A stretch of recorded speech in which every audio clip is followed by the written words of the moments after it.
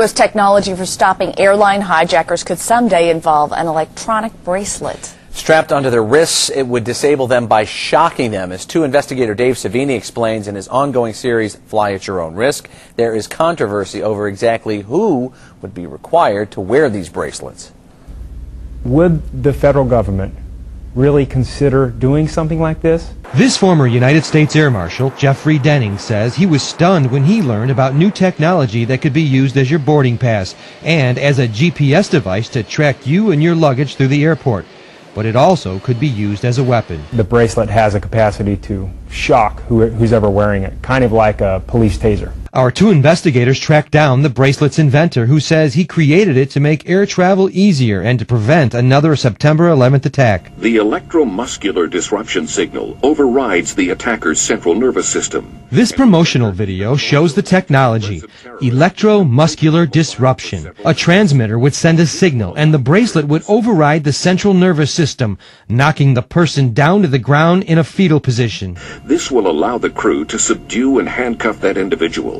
The inventor, who doesn't want to be named, says the bracelet would be activated only during a hijacking, and it would take down only the attacker. If the passenger acts up, it would shock and immobilize them for several minutes. But Denning worries the bracelets could be misused, and when asked whether he thinks this technology was being considered for use on all airline passengers, he said, At first, I think, no. But then again, I've worked for 3 years for the TSA as a federal air marshal, and I've seen some outrageous things. Denning obtained a letter written after a 2006 meeting by the U.S. Department of Homeland Security's Research and Development Division, which expresses interest in these bracelets for handling prisoners. Then it says it may also improve security on airplanes.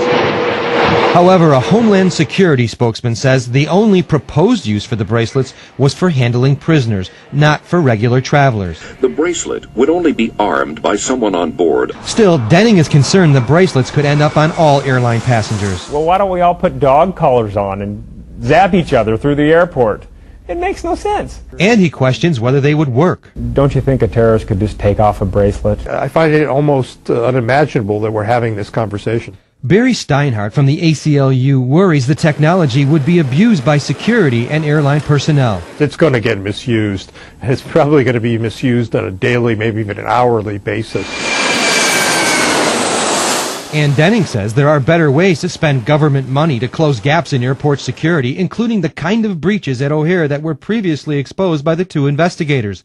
Thousands of airport employee identification access badges were missing, and the two investigators watched as employees entered the airport through back gates without being searched for weapons, even though they had easy access to planes and terminals. The frustrating thing for me is we've spent billions of dollars. We hired thousands of people.